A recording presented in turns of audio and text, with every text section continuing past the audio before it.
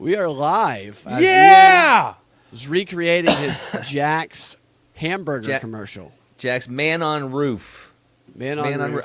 I was a husband who had been put on a roof because, I had forgotten to get enough Jacks. So my wife sent me up on the roof to scream to the world that she was beautiful while she sat inside and ate my Jack's hamburger. I remember that. There's a couple times that I passed by a Jack's when I was traveling, and I said, I'm going to go get some Jacks because I see Ian on that roof. I stopped into one on the way to New Orleans and told everyone at working there. I was like, I was in the Man on the Roof commercial. Dude, whenever I'm in an area where I start hearing a bunch of people say Roll Tide, I find a way to bring up, hey, you've seen that Roll Tide, because it's all of their favorite commercial, the Roll Tide commercial. It's a that good Josh one. and I were in. Yeah, that's a fun commercial. Where I played 3 hours. That played over and over for like 5 again. years. It played over and over. Yeah. And made out with that girl for like 30 different takes with her mom standing outside telling us good job after every take. It was a bit odd. But it was just you have unique experiences doing stuff like that, and I'm a Jack's Burger fan because I was on top of a roof for 7 hours in the middle of the summer. Dude, I did this murder thing. Scared out of my mind. I played a murderer, which I played a lot of murders, where they had me in a moving car. They didn't have a stunt man. I've done stunt work before, but they didn't ask me to do this before. But they had me diving out of a moving car and rolling over. Just like multiple times. I mean, it was very dangerous. And the director's like, let's do another. I'm like, this kind of hurts a little. Slow the car down a little bit. I had to do a gunfight scene with antique firearms. That was great. That's cool. Super Because cool. then you never know when they were going to go off. Right. You never knew. It was like click, click, click, bang. Yeah, that's awesome. All right, let's get into the show. So I saw a couple videos last night. I just wanted to break down. Not going to be a long show. Going to be kind of short, actually. Fani's revealing victory speech. The real reason James Comey is back, and is the internet disappearing? That's what we're covering today, starting with James Comey. And I asked Ian before the show, and I ask you guys listening, do you remember who James Comey is? Well, your response was, Ian? Of course. James Comey was the former pink pussy hat wearing FBI director who Trump famously fired. And then Comey came out talking about how his wife and his daughters, they all walked in the Women's March and they all love Hillary. And he made a big name for himself as being the guy who just stood up to Trump. He's a real douchebag, and his history, for those who don't recall, I've done a number of shows on Comey in the past. Comey actually was, the Ramsey Rapist, I think was the name. It was somewhere up north, maybe Wisconsin, who James Comey first came onto the scene as claiming to have ran the Ramsey Rapist. There was a rapist back in the 70s or something like that who was going around raping all these people, apparently. And one evening, James Comey encountered the Ramsey Rapist, according to James Comey. Wow. And he ran him off and prevented him from raping his sister and something like that. And then he was the man who pointed the finger at someone whose life was ruined, who turned out not to be the Ramsey Rapist. He wrongly accused someone of being this Ramsey Rapist.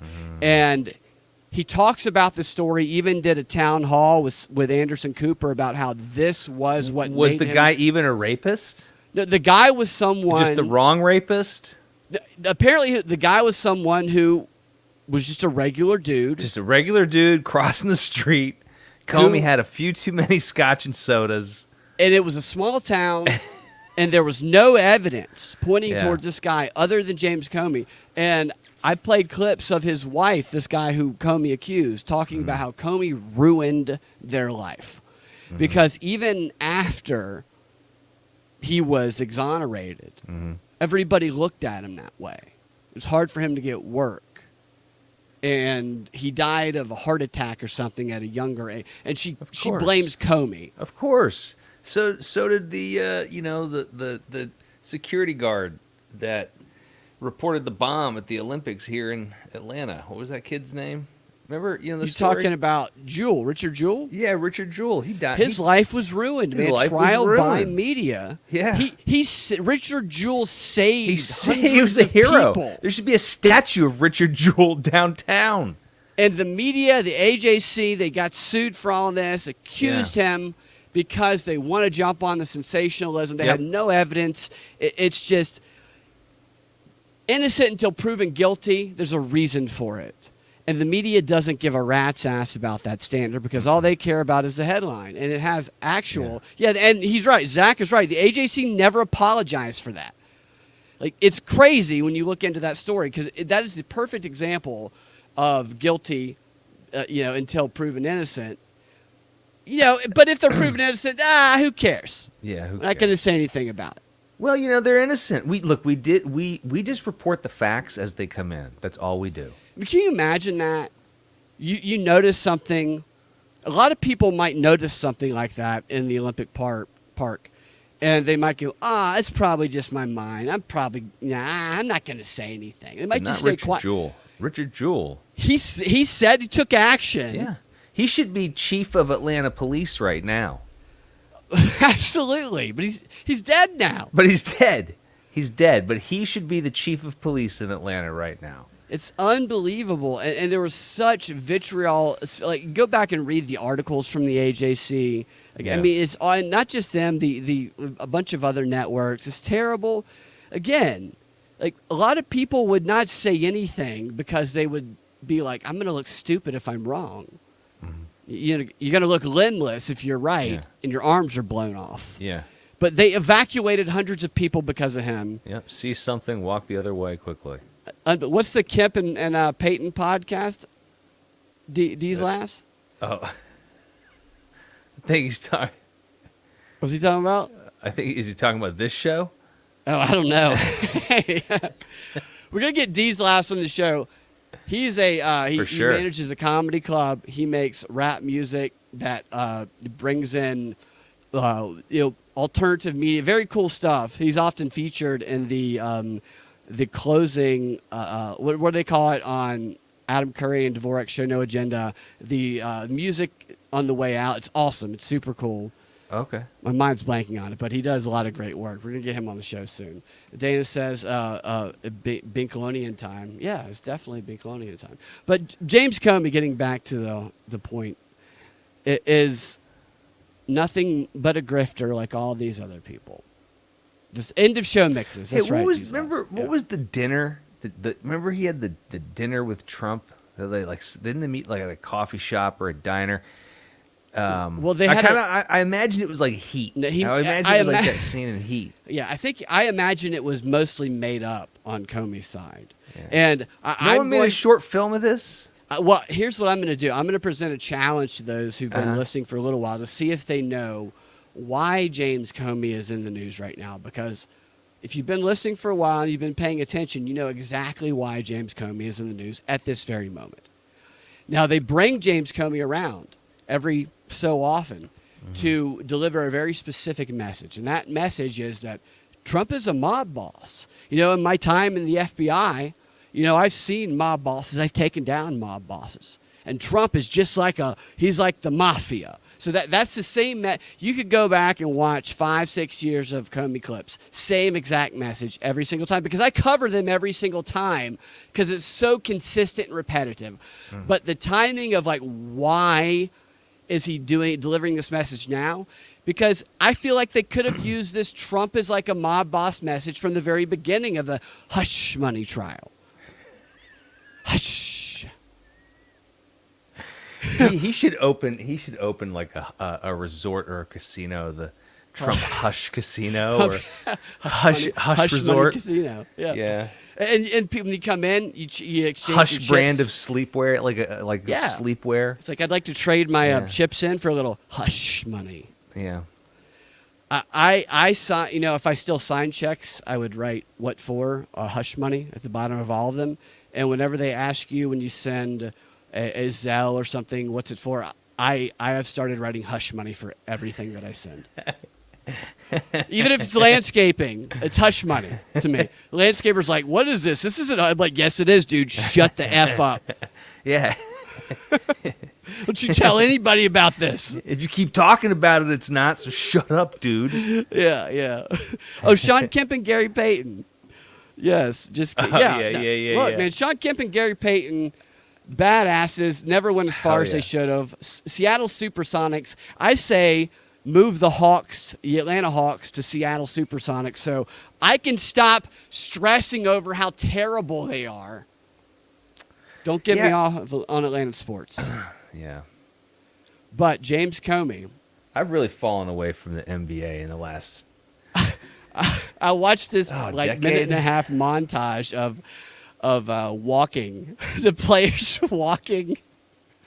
They never call walking they will take 5 and 6 steps, like they're delivering a plate of cookies. That's so funny. Like, man, you can have a good crossover if you never have to dribble. All right, so I'm going to play you the first clip, and this first clip is Comey doing what he does. He's saying that Trump is behaving like a mob boss during the trial, the hush money trial.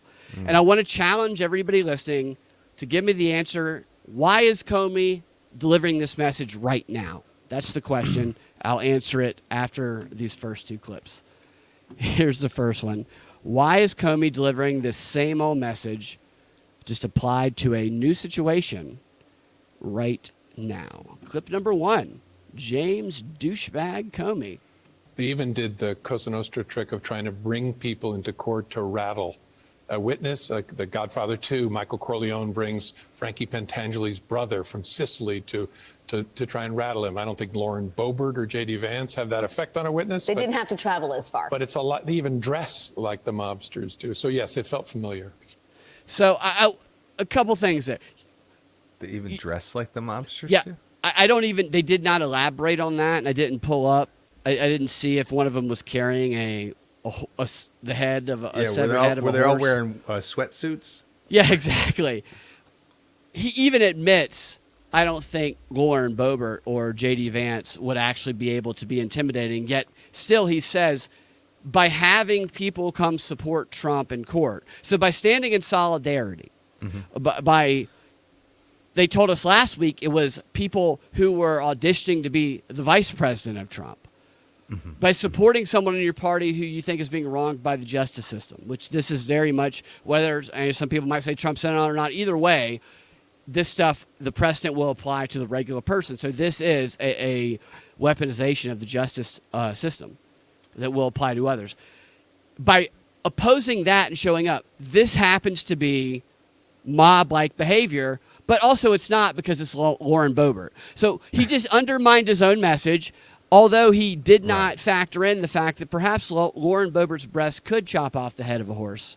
Yeah. This is just like the Cosa Nostra, except, it's not as effective. It's not at all like the Cosa Nostra. Yeah, it's not at all like it. It's not nearly as effective. Totally. He's trying. He's really trying. And he's dressed like a mob boss with his all black and no tie there. And last time I played Comey clips, he used the exact same Cosa Nostra, like the exact same parallel, because the MAGA Mafia. Is that the name of his book? Exactly. No, that's not. You see in the background there. That's just the story. This is what they do. They bring out Comey, and because they want to create the ambiance, they have this is basically a Godfather poster. That's badass. They put That's Trump, what they don't ever understand. That is actually pretty badass. Like, Trump should take that and sell that. Dude, that MAGA Mafia badass. black and white Godfather poster. They're trying to do it as though he's bad. Join the MAGA Mafia for $5 a month. No, you're going to make money off of that for him, the campaign. Absolutely. I That's love a great it. idea. So, anybody yet know why they have Comey here right now? I'll let you keep thinking on it. We'll play one more clip. And this next clip, he recalls how Trump was a mafia boss when he was in the White House. Familiar. I do wonder, as we go back to the sort of the idea that the Trump organization and indeed the Trump presidency may have operated in a kind of organized crime syndicate-like fashion. What parallels do you see in the sort of boss being involved in all of the business? Before he answers that question, I did want to pause it on that fantastic shot of that Trump Godfather poster in the background. MAGA Mafia. You're all right about that, day. Ian. Trump That needs is to be selling that. ass. Yes, that's a good-looking poster. Fuck yeah. I want to see that movie. I want to listen to that album. MAGA Dude. Mafia. I watched that TV show. Here's what I want you to do. I want you to storm the Capitol, and I want you to steal Dude. Nancy Pelosi's podium. Oh my God, that's badass. if you will. Well, he kind of turned the Oval Office into a social club, right? A version of John Gotti's Ravenite Social Club, where people just came in with the business at hand. Business. Some of it was government, and apparently some of it was very private. I wasn't there at that same time to see him. I was there to see his chief of staff, who Yeah. then said, "Hey, you want to visit the boss?" And I'm like, "No, I'm sure he's busy. I got a lot to do." No, don't worry about it. He's, no, come on. That speaks. That sounds very much like a Godfather kind of. Oh. Like, come in and kiss the ring. Yeah. You want to see the big man, basically. And I tried very hard not to, but he ushered me in.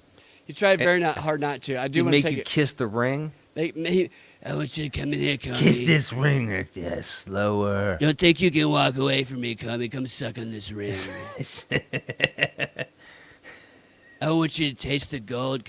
Like he's gonna make Comey kill a child or something in there. I want you to shoot this black child, because he's racist. You need to be on my side, Comey. There's a long line outside the Oval Office of just people waiting to kiss the ring. Comey, You know. everybody says you didn't want to come see me. Why didn't you want to come see me, Comey? Well, no, it was a long line, sir. But I'm here. Suck my dick, Comey. Oh, sir. Suck my fucking That's dick. very Cosa All right, Nostra. cut your daughter's head off. I mean, that's the vibes he's giving off right here. Oh, Do you see this framing of the image here I pulled back to, where they have they have Comey and this chick on the right side, and then they have the fake Trump poster staring at camera. Look at that. That is awesome. I mean, look at that shit. So they thought about the framing of all of this. None of this is an accident at all. All right, does anybody know yet why Comey is here today? And you actually mentioned it a moment ago, Ian. Why right now, the timing of this? Why do they have Comey on the mainstream networks right in this very moment? Oh, what did I say a moment ago about him? Yeah, you actually said it a second ago. I didn't point it out because I didn't want to give it away.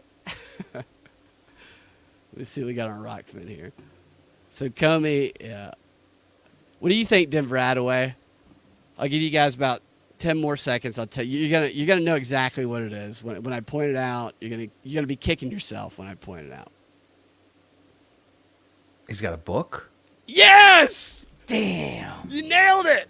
You nailed it. That's exactly what it is. I'm going to show you. This right here is why James Comey is being interviewed again. Because on the same day as that interview, May 24th, he had another one of his fiction novels. It was for sale. It was, and according to, you look over here, on Barnes & Noble, it's the same con every fucking time.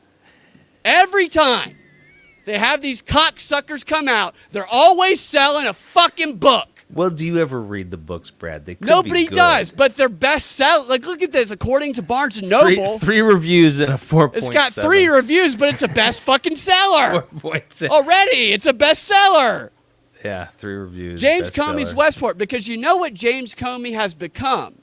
I covered this too a little while back, the first time he did this. James Comey has started writing fiction novels about his time with the FBI and as a prosecutor, where he takes on the mob. Oh my God, he's like a John Grisham, but with the FBI. Yeah, version. and so because he writes these fiction fantasies, which all have a character, because I read through Well, they might be good, Brad. Maybe we should. They're review all about one. Trump with a different name. Well, like- we should. That's why they bring him on. He just writes fiction novels about Trump, and they bring him on to say, well, yeah, that's just like the Coastal Nova, whatever the bullshit is. You know who else does this same thing? Stacey Abrams has written a line of fiction novels about fighting for election integrity and getting the vote out. And you know who else does this? Adam Schiff is an amateur screenwriter where he writes about all of these very true things. Where just Does stories any of his movies get made? No, because they're all him. This is why it's I him want sucking his own billions. dick, so nobody's going to make those movies for Adam That's Schiff. why I want billions, though. I would make one of Adam Schiff's movies. I'd Dude, buy. that would be. You can't make one of his movies because there would be so much child porn in it. You cannot do it. I think it was in Sweden, somewhere. It was in Denmark. I can't remember where it was. I was just listening today that they lowered child porn to a misdemeanor. Well, over there in Denmark, Adam Schiff can get all of his screenplays produced Yeah, because he's the most Huge in disgusting Denmark. person. yeah. He's All of pretty these terrible. people are frauds, and I would say probably 60% of the interviews that you see, not interviews / expert commentators on the mainstream are all pushing a book. I want you to, next time you see a figure like this, just look up when their last book came out. I guarantee you, I mean, not long ago. Are they selling? They must be selling enough to enough people. Well, they pump them up usually before they actually publish it, and Right. oftentimes these books become bestsellers before they're Yeah. even published. I think Comey, he's already done. They've allowed him to do this for like 3 or 4 books, so I think that this one is probably not going to do as well as the others. But I kind of think that maybe the CIA buys a few of Do you them. think this is one of the reasons that we're in such terrible debt, national debt, as we spend a lot of money? all of our buying- money on Comey's buys books. buys these people's shitty books? His shitty books, his fiction books. And this is how the model works. So you are a government official or you're a former Trump staffer or something. You leave, you're outraged. I guess at first you write your insider tell-all, but then you start writing fiction. And when you write your book, the media agrees to bring you on. You do a media tour where you see the book on the table. I think you saw that earlier on. Like, I'm taking it back there. You see the book on the table there. Oh yeah. Yeah, and they bring you on, and then the deal is this: you're going to come on, and we're going to kind of focus what you're talking about. Even though this is a fiction book, we're going to apply it to Trump, and then after we apply it to Trump, in exchange for giving you this free publicity, here's what you're going to do, and it's this right here. So this is what Comey had to do in order to get this free publicity. When you think about a second Trump administration, what do you think the implications would be for the FBI? Oh, serious, for the Justice Department and the FBI, because Trump is coming for those institutions. He knows their power, and I think he has regrets that he didn't work hard enough to corrupt them last time. So he's coming for them, and that's a danger for all Americans. He's going to put people in positions in those organizations. He didn't have all-stars the last time. He'll have the bottom of the barrel this time, but people who will want to do his will, and that should worry every American. This election matters. Because of a reason like that, people have to participate. You cannot sit on the sideline. I don't care how you feel about Joe Biden, you must vote for him because the consequences on the other side are too severe. So that is the exchange. That's the whole Democratic platform and policy right now, is you have to vote for Joe Biden because Trump is so much worse. That's it. Absolutely. That's And it. That's the you only get- selling point. You get these people, whether they believe it or not. Some of them might, many of them probably don't. But you say, look, you want to make $5 million. I don't think Comey's going to make that off this book. I think he's already kind of bled all of his base dry. But some of the other figures, like the girl, I can't remember the girl's name, Cassidy Hutchinson or something like that.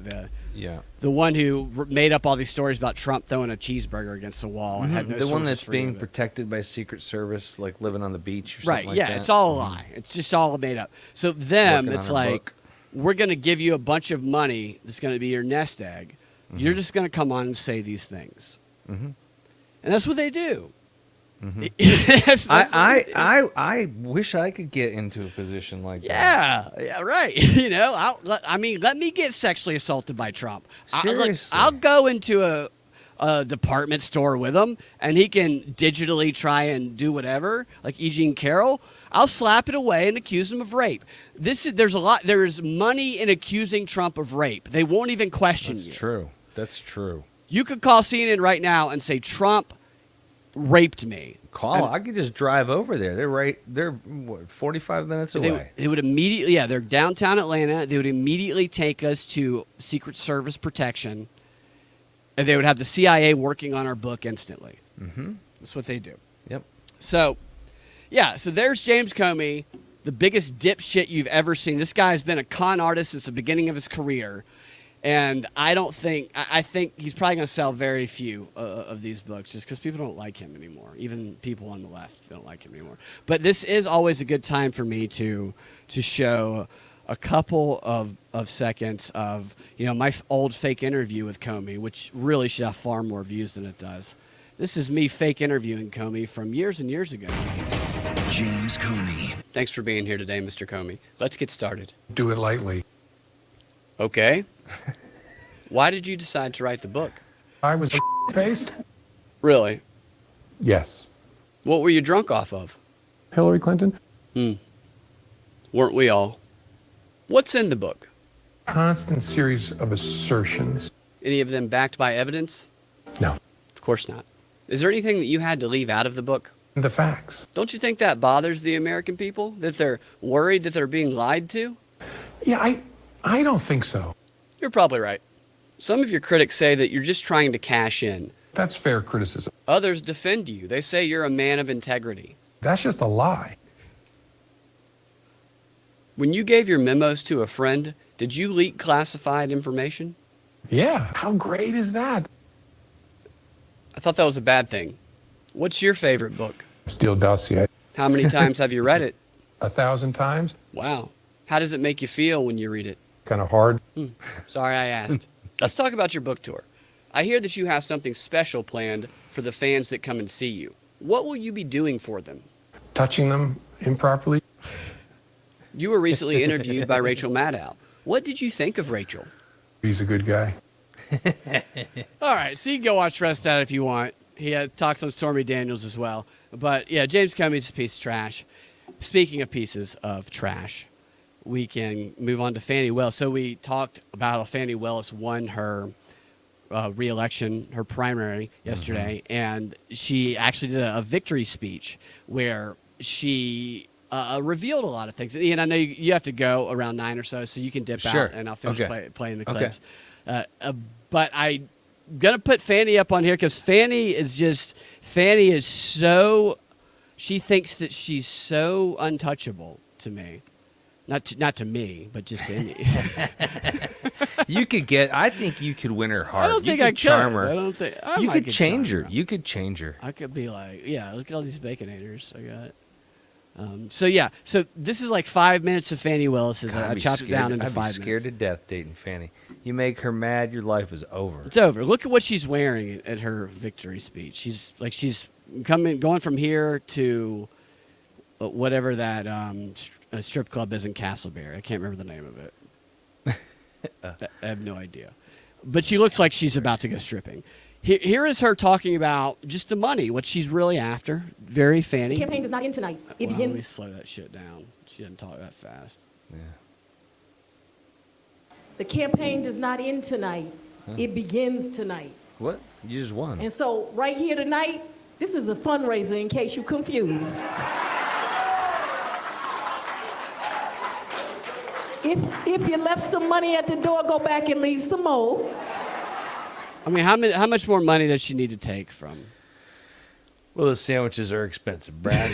Exactly right. Now, next one, I want you to see if you know who she's talking about here. I got 2 stores going Oh, wait, on. Go yeah, and buy a for- T-shirt because you're going to need to wear it. You probably know the A answer. very brilliant woman last night. Who's the woman? Who's the very brilliant woman? Penis neck. Yes, Rachel Oh, penis Maddow neck. said you're exactly that this right. campaign and this movement is the bellwether of democracy. Rachel, very brilliant woman. Rachel Maddow said her campaign's the bellwether of democracy. And all right, so the next clip here, she gets into some of the meat of it. She starts talking about what I've been pointing She out. said bellwether of justice. Did you say justice? I'm pretty sure. I Oh, could that's be what wrong. Rachel Maddow said last night. You're saying, and she Yeah. says democracy here, so she's lying Yeah. about. Rachel Maddow said that this could be wrong. campaign I think and this you might be movement right. is the bellwether of democracy. Yeah. So here she's kind of revealing what I've been talking about, how she's just hired all of her own people, And we which need you are all Divine Nine black Freemasons from the HBCU schools. Support us. There are many here that are on my team, and they know we walked into a district attorney's office that was completely broken. So and I want to point out there, Fani Wilson. Which is why we took over. Right. So she To take worked advantage of a in the broken- DA's office she's the very DA's office she's talking about from 2001 to 2007 on the executive team. She was the lead prosecutor in a number of high-profile cases. She only stopped working there in 2017 and opened up her own firm for less than 2 years, like a year and a half before she started running for the district attorney's office. So if it's broken, it's because of her. Her buddy was the DA before. Yeah. She was the number 2. But she acts like it's just real weird that she They says want that. it broken. They want it broken. That way they Absolutely. can profit off of it. Absolutely. And here she is revealing she put all her people in. But if I didn't do anything else right, I put together a team of fierce warriors, and they are making a tremendous difference. Divine Nine. Changing the challenges. Changing the challenges is what they're doing. Fierce They're warriors. changing the challenges. I imagine fierce warriors. I imagine now. I'm thinking of like role playing games, like Dungeons and Dragons. There's a lot of She's got a knight, a lot of wizard, a LARPing, yeah. barbarian. Now, at any given time you walk in Fierce there, warriors. there's no telling what people are going to be dressed up as. The LARPing.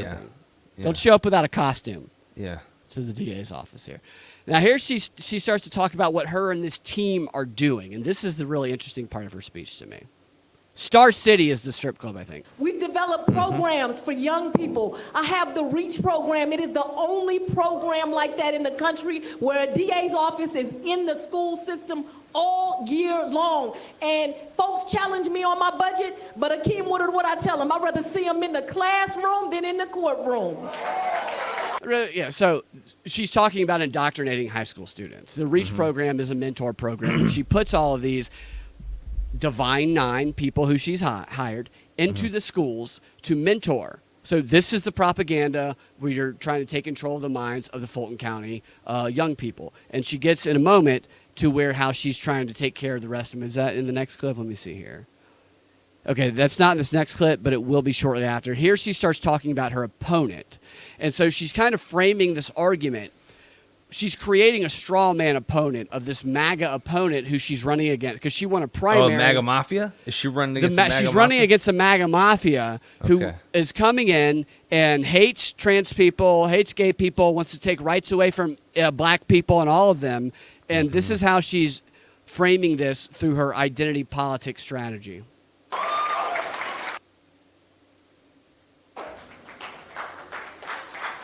I want you all to understand, hear it now. My opponent is completely unqualified. Like Completely. Nathan Wade. She has less than 4 years of practicing law. She has never been in a criminal courtroom. Never been there. But while she is inexperienced and unqualified and does not represent the values of my county, don't get confused. Her She county. is a real threat because of who backs her and how they back her. She does not have allegiance to the people of my county. She has allegiance to politics and the powerful's interests. Oh, y'all read between the lines. Y'all read between the lines. This is projection. This is exactly what she does. She went to Kamala Harris's HBCU Divine Nine party before indicting Trump, where who knows what Dougie was doing, the only white person there at the time. There's no telling. He was in the closet jerking off, Dougie. probably. But this is a classic case of they're doing what we are definitely doing. And it's the victim. So she does a fantastic job. She should have been Biden's vice president, actually. Because even though she admits to drinking, unlike Kamala admits to drinking as much, because she actually talks about Grey Goose later in this, she is much more of a good speaker than Kamala is. And she's going to run for office. she's eyeing a spot for office. I guarantee it. She continues here, talking about this election and her opponents and like who it matters to and stuff, or who's important. She doesn't believe that everyone is afforded equal protection of the law. She doesn't believe in accountability. Right. Just like she believes in accountability. It's the pot calling the kettle Fani. It's bullshit. Now, some say that we must choose between safety and justice, but I'm here to tell you they are wrong. What does that mean? What they are really saying, That want she's y'all- letting criminals out. Okay. Okay. Yeah. hear me, what they are really saying is that certain people matter less, that certain people's children matter less. I reject that. We cannot accept violence against anyone, including the impoverished, including minorities, including homosexuals, transsexuals, not anyone. And not Is women. transsexual still the accepted thing, or is it That was very transgender? transphobic. What she Yeah, said. I think that was very transphobic, Yeah. and She acts like her opponent is running on a campaign of violence against transsexuals, violence against women. It's just a ridiculous straw man that she's creating. And she won. She won 89% of the vote in Fulton County. wow, that's not surprising. Yeah. And so she continues here. Just a couple more of these. Let's play it. I think she goes into a Bible verse here. I think this is one where she starts reading the Bible again. What up, Steve? As Matthew chapter 25, verse 45 says, truly I tell you, whatever you did not do for one of the least of these, you didn't do for me. All right, so this is a propaganda strategy. I'm going to connect myself to the Bible and religion, and then I'm going to make Yeah. myself a victim. And that's what she's about to do.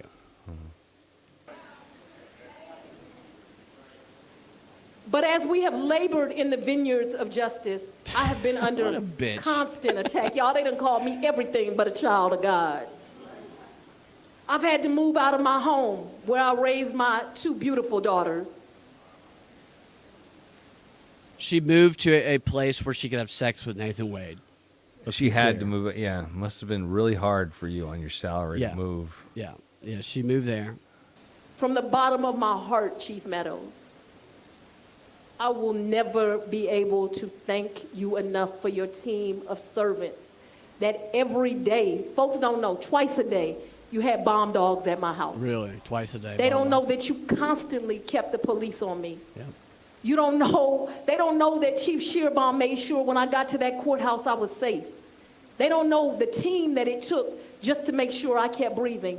And I owe you and Chief Shearbaum and law enforcement my life. Did they find a bomb? No, this did is they all bullshit. Find a They're- threat? no, they found no bombs. Did This any is- credible no. threat? They was arrested made somebody in against her? California. One person in California was arrested for threatening. That's to right, for do making something to her. posts, saying something. Yeah. Yeah. Other than that, there were no news stories around here about this happening. I mean, they kept those under wrap if it were true. The only information we have about this happening is from her and her father, who are both known propagandists. Like, this is all bullshit, is what it is. Gosh, And she's telling so these people funny. who eat it up and linking the Bible verse, using their faith, and speaking of the faith. So we already know they're indoctrinating the children with her people that she's kind of leading from the Illuminati. Now she talks about how they're propagandizing the rest of the people, and this is right out of Edward Bernays. The way you reach the masses, one of the channels of propaganda is through the church leaders, and she speaks to that, I Yeah. believe, in this next clip. See, this is what they don't understand.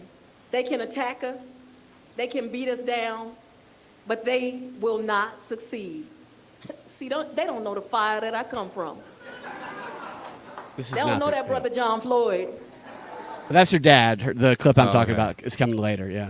But this is the fire that we are made from. But that is interesting because some people will say, well, maybe she's not influenced by her father, who they do know the fire she's coming from because there's congressional reports detailing what her father did with Angela Davis and the material, the all China books and the Black Liberation Now books in the 60s and what they did at this hotel. Like, yes, they do know her father. Father's a Bolshevik communist. They absolutely know her father. Yes. All the attacks in the world can't stop us, and they will not stop us.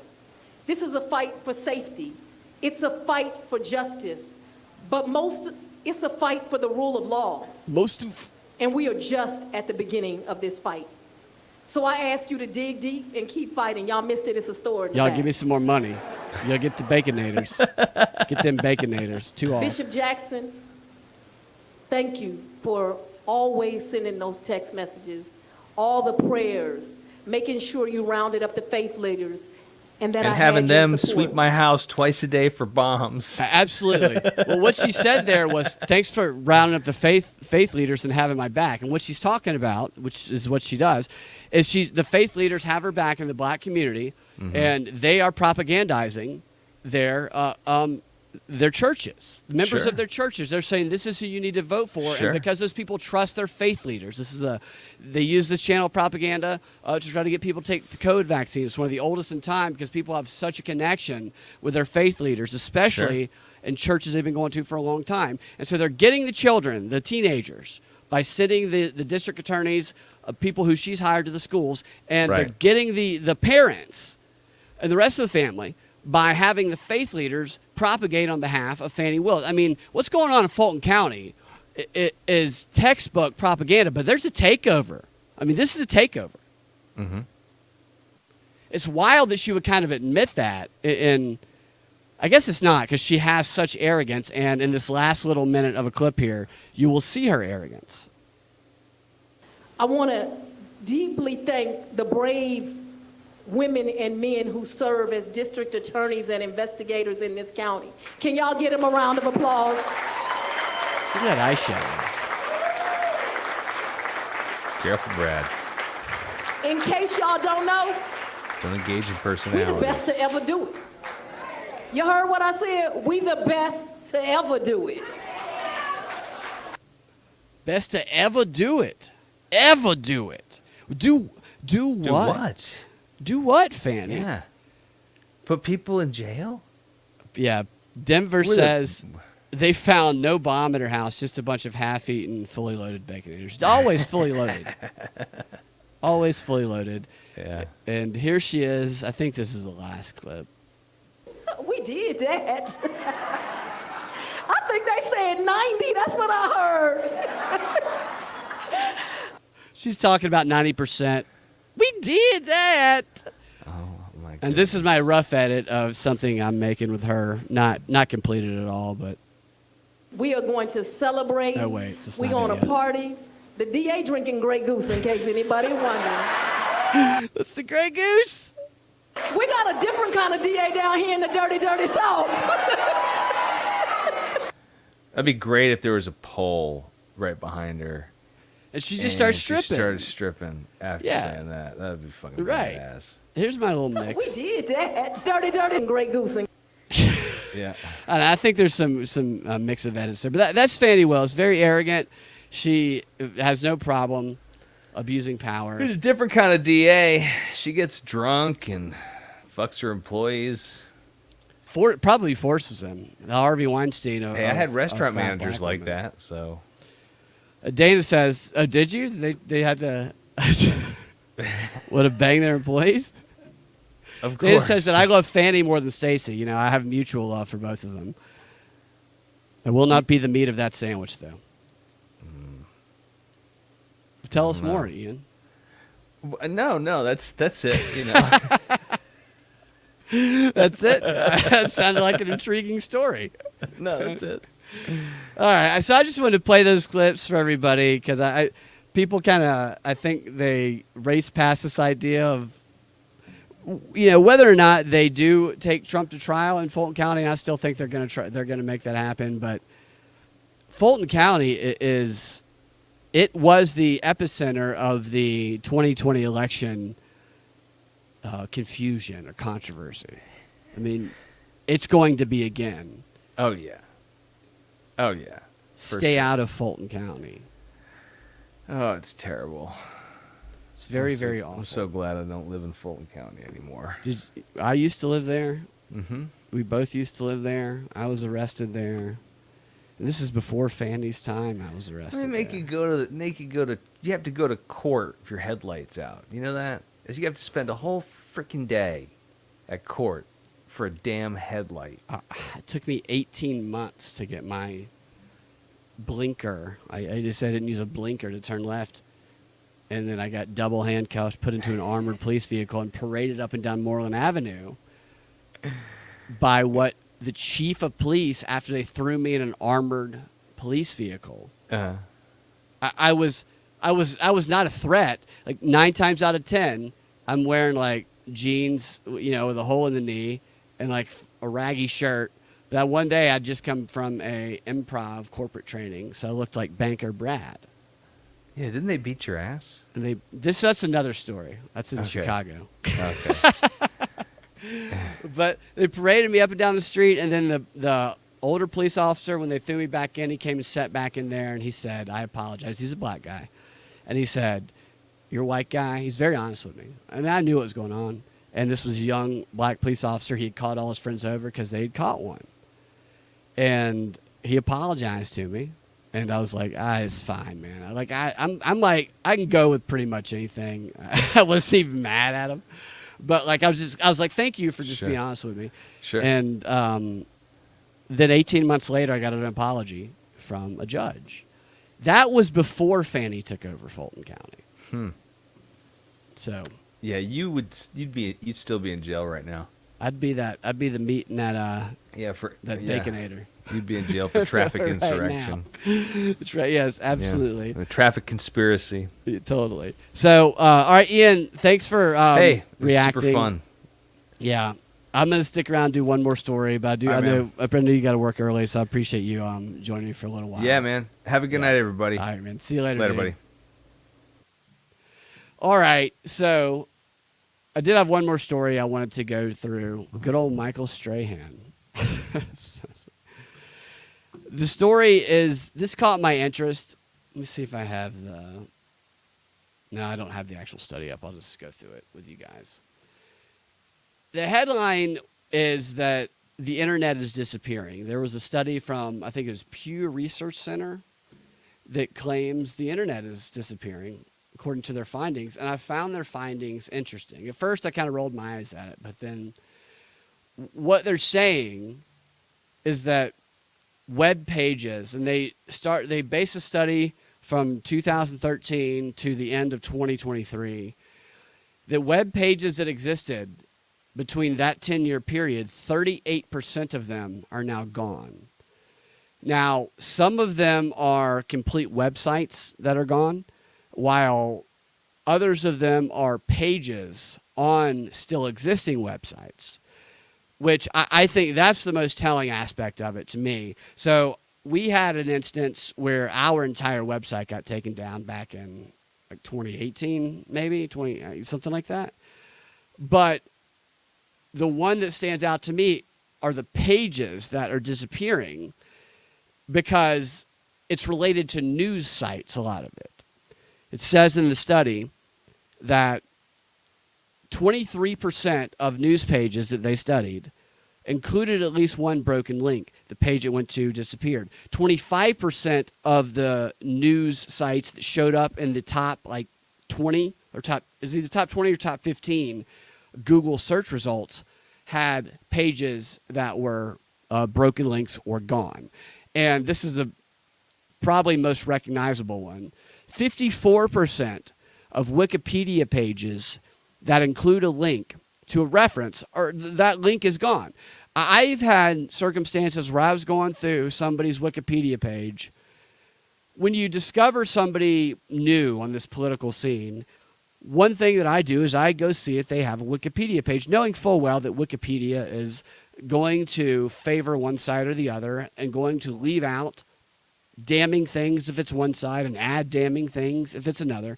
There was one recently, and I can't even remember who it was, but I always go to those reference links. I always check those because I want to read what it actually says.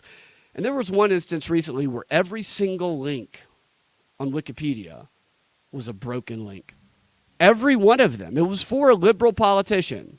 I'll remember who it is, and I'll tell you guys when I do. I can't remember which one it was right now. But every single link, and none of them had been corrected, were broken. And it's just like this idea of the disappearing internet. I think the way I thought about it before is, I see the internet as expanding with social media and whatnot. But when it comes to the concentration of information and points of view available on the internet, I think that this kind of illustrates what the title says, that maybe the internet is disappearing when it comes to alternative points of view available on the internet and or evidence of lying from mainstream news outlets. And I think that's where these disappearing pages from still existing websites are going to appear. Because I played some clips probably a year and a half, 2 years ago from the Council on Foreign Relations where they talked about, instead of correcting, they had their whole framing of it where they're framing it to fight disinformation. They have these convoluted frames so that they can do this really Orwellian stuff and control information. But the baseline of it was, instead of places like the Washington Post and CNN issuing corrections, so they have these stories that they put the headlines out and the stories are blatantly false. And everybody calls out how they're false, like the inject bleach thing or something like that. Instead of issuing corrections that they bury, that few people see, what they do instead is they just get rid of the page altogether or change it. I think probably get rid of it so that people don't have the screenshots of the before and after. Although having the broken link doesn't help. But getting rid of it, and I noticed this happening, and replacing it with an accurate telling of the story, so that when people say, well, the Washington Post or CNN lied about this or that, here, go look at this link that maybe they saved. I know I've saved a lot of links of them lying, and then you click on it and it's gone. And then you type in CNN, Washington Post, bleach inject story, and the story that comes up is actually it gives all the context of the story, and it looks like it's telling the truth when you know that you saw that they lied about it before. This is what the Council on Foreign Relations was talking about journalists, mainstream outlets needing to do in order to regain trust. Is they needed to get rid of all of their lies and make it look like they told the truth. And seeing this study where they say 25% of these upper-level sites have these broken links, it's probably more than that, honestly. I think that validates that they're doing it. So I do take screenshots of a lot of these things now. I've realized that if you don't, then you're going to get gaslit. The people who you might be trying to have a discussion with that you want to show it to, if the link is broken, you got to have these archives ready, these images ready. Don't archive any of the Hunter Biden laptop stuff, because they will accuse you of revenge porn under revenge porn laws of that. But when it comes to the media lying, they will change those websites. They'll get rid of them. Because the purpose of them is that initial perception-shaping propaganda purpose. They need their audience to see that lie, absorb that lie, hear that lie over and over again from multiple panel discussions, and then as time goes on a little bit and people start pointing out that lie, they can change it and say, what are you talking about? We never lied. And that's why I found this to be very interesting. It also talked about social media being a big space for people deleting things. Twitter, they focused on. Of course, Twitter is going to have a bunch of different, or a bunch of deletions, or X, because people can delete their own things. I've noticed something, a new trend. I don't know if this is a new trend or not. It's a new trend for me. Whenever I come across a new figure, I've talked about that Valentina Gomez chick, who I think her ads are hilarious, but I don't. I think there's probably a little bit of deep stateliness backing her based on what I learned about her brother. I try to look into the backgrounds of these figures. And just 5 years ago, I used to be able to find like anything about them, about their internet history. And then it became harder and harder. Then I could only find things about them if I searched newspaper archives and I chose the right newspaper archives in the right state and right county. Because you can't just get a subscription to all of the newspaper archives, at least as far as I know. You have to pick and choose which one. So you have to figure out where they're from, where they grew up, where they went to high school, and then you have to kind of get a subscription to those newspaper archives, or actually go to those libraries if you're nearby. And that is where you actually find information that gives you truth about their background. It's become that difficult where you have to go back to actual libraries in some instances. And I found that that's like almost always the case now. Like it used to be people would start a new Twitter handle or they'd start a new YouTube page. Now what they do is you're able to change your Twitter handle. So my Twitter handle is at Freedom Act Radio. I could change it to Brad Binkley or whatever I want to change it to, and the Freedom Act Radio thing would be gone, I guess. I'm not sure how that would impact searching my previous tweets, but what I learned today is it's almost impossible to search what someone's previous handle. So the account still exists. So your account could exist from like 2009 or something until now. And up until a year ago or something, your handle could be something completely different, and you could change it. It could be that new thing for 12 months, and it's impossible to connect those two. That's what I've discovered in the past couple of days, because I've come across multiple political people who are pushing themselves forward in politics who have no history past 3 years ago or 4 years ago. They do, because their accounts existed. You can see when they were created, but you can find no content behind 2021 or 2020. And this is like a new profession, like scrubbing your past stuff from the internet so you can change your persona to fit the appeals that you're trying to do to gain the position that you're trying to gain. And for me, I think this should be added to debates. I think that when you come across figures who don't have a past, who they're obviously, I mean, how many presidential candidates you come across? I know I've come across about 4 so far, and other offices, where they just started new accounts where it's like at so-and-so 2024, and then their old account is just completely deleted. Why is that not a question that's asked? That should be, hey, where the fuck did all your other tweets go? Why did you delete your entire persona before this brand new account that you started in like January or December 2023 or something? So the internet is disappearing because it's gotten easier for people to pay someone who is good at scrubbing the things they don't want people finding from the internet.